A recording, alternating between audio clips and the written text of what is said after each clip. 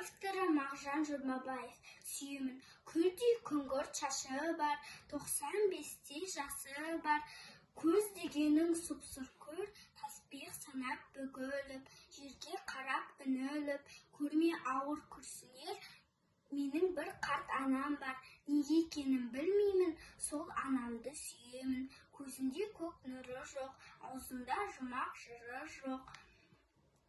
Жалынсыз усыз құшағы, ерілмейді жыландай, сөзі де жоқ құрандай, білгені қазан ошағы, жабайы ғана жарым бар, неге екенін білмеймін, сол жарымды сүйемін. Ұйқы басқан қабағын, бастыра киген тымағын, жалқаулықты жар көрген, жүрген ескі заны мен, алтындағы малы мен, бірге жусап, бірге өрген, Алаш деген елім бар, неге екенін білмеймін, сол елімді сүйемін. Сағым сайран құрады, бораны ұлып тұрады, қыс ақ кебін жас сары, орманы жоқ, шуы жоқ, тауы да жоқ, суы жоқ.